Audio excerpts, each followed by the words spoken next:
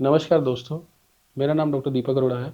आज मैं एक बहुत महत्वपूर्ण टॉपिक के बारे में बात करूँगा जिसका नाम है फ्रोज़न शोल्डर।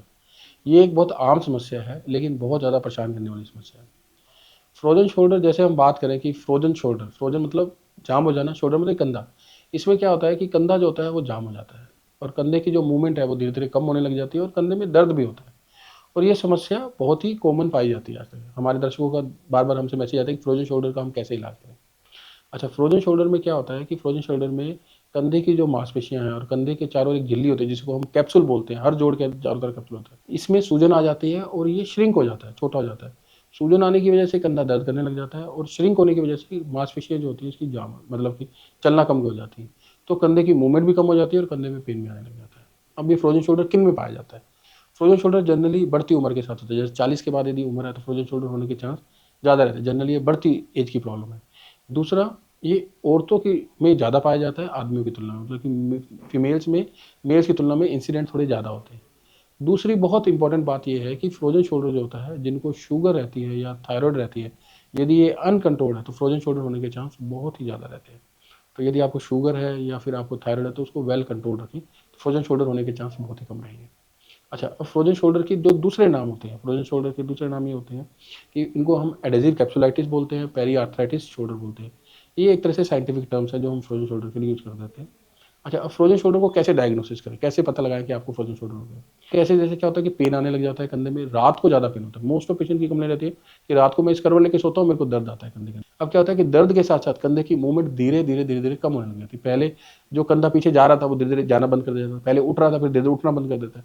तो ये कंधे की जो मूवमेंट होती है, धीरे-धीरे कम होने लग जाती है। तो ये मतलब ये दूसरा क्या रहता है कि हम इसको एक्स-रे और एमआरआई भी करवाते हैं, ये देखने के लिए कि कुछ और प्रॉब्लम तो नहीं है।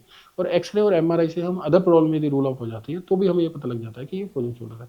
तो एमआरआई में क्लियर कट आ जाता है कि जो चारों तरफ की जो मांसपेशियाँ हैं, चारों तरफ का जो कैप्सूल है, वो बिल्कुल जो होता है कि वो हो गया है कि वो टाइट हो गया है, वो सूज गया है, तो कंधे की मूवमेंट कम हो गई है, कंधे में पेन आ गया। एक बार यदि फ्रोजन शोल्डर आपको हो गया है, तो क्या इसका इलाज? तो फ्रोजन शोल्डर जब हो जाता है, तो इसका इलाज जो है, कुछ मेडिसिन्स आती हैं जिनको हम एंटी इन्फ्लेमेटरी मेडिसिन्स बोलते हैं, कुछ जॉइंट सप्लीमेंट्स आते हैं जिनको हम देते हैं और फिजियोथेरेपी करने से मतलब कि यदि हम जॉइंट सप्लीमेंट और एंटी इन्फ्लेमेटरी मेडिसिन लें तो 70% पेशेंट्स में ये प्रॉब्लम आसानी से सॉल्व की जा सकती है। हालाँकि इसमें टाइम लगता है कि ऐसा नहीं है कि जैसे आज मेडिसिन ली या फिर 2 हफ्ते या 3 हफ्ते फिजियोथेरेपी, लगभग महीना, डेढ़ महीना फिजियोथेरेपी की ज़रूरत पड़ती है और ज़रूरी नहीं है कि आप फिजियोथेरेपी मतलब कि सिर्फ़ फिजियोथेरेपी करो, आप घर पे भी वो एक्सरसाइज़ यदि आप रिपीट करते हैं, तो रिकवरी फ़ास्ट हो जाती है। और ये एक्सरसाइज़ और फिजियोथेरेपी और मेडिसिन से लगभग रिकवरी हो जाती है 70% केसेज़ में। लेकिन कुछ-कुछ केसेज़ ऐसे होते हैं, कुछ-कुछ केसेज़ जो पुराने केसेज़ होते हैं, जैसे जो यदि बहुत ज़्यादा प्रॉब्लम बढ़ चुकी है, बहुत ज़्यादा मांसपेशी टाइट हो चुकी है, फिजियोथेरेपी और मेडिसिन से आराम नहीं आता है, तो हम कंधे के अंदर इंजेक्शन लगाते हैं। वो इंजेक्शन लगाने से दर्द कम हो जाता है, सूजन कम हो जाती है, मांसपेशियों में आराम आने लग जाता है और उसके बाद फिजियोथेरेपी करवाने से रिकवरी हो जाती है। मतलब पहला इलाज है मेडिसिन और फिजियोथेरेपी, यदि प्रॉब्लम ज़्यादा बढ़ चुकी है, नहीं आराम आ रहा है, तो इंजेक्शन और फिजियोथेरेपी। फिजियोथेरेपी इसका बहुत इंपॉर्टेंट पार्ट है। अब इंजेक्शन एक लगाने से भी आराम आ जाता है और कभी-कभी हमें इंजेक्शन रिपीट भी करना पड़ता है। 10% केस ऐसे होते हैं कि वो कंधा इतना ज़्यादा जाम हो चुका होता है कि वो मेडिसिन से, इंजेक्शन से भी नहीं खुलता है। तो उस समय हमें एक ऑपरेटिव प्रोसीजर करना पड़ता है जिसको हम कहते हैं कि शोल्डर आर्थ्रोस्कोपिक डिब्राइडमेंट। कंधे की जो मांसपेशियाँ और कैप्सूल है, वो दूरबीन से उसको रिलीज़ करना पड़ता है, तो कंधा खुलने लग जाता है। उसको मैनिपुलेशन अंडर एनेस्थीसिया भी करते हैं उस समय। तो ये करने से भी आराम आता है। तो 10% केसेज़ में सर्जरी की भी ज़रूरत पड़ सकती है। यदि हम इसको टाइम रहते ट्रीटमेंट ना लें, यदि हम इसको इग्नोर कर रहे हैं, अपनी शुगर और थायराइड को कंट्रोल ना रखें, जब उसके बाद फिजियोथेरेपी करवाने से फिर आराम आने लग जाता है। तो फिजियोथेरेपी फ्रोजन शोल्डर का एक इंटीग्रल पार्ट है। उसके साथ मेडिसिन्स का, इंजेक्शंस का या फिर सर्जरी का जो रोल है, वो डिपेंड करता है कि कितनी प्रॉब्लम बढ़ चुकी है, कितनी आप डिज़ीज़ प्रोग्रेस हो चुकी है, आपकी शुगर और थायराइड कंट्रोल है या नहीं है।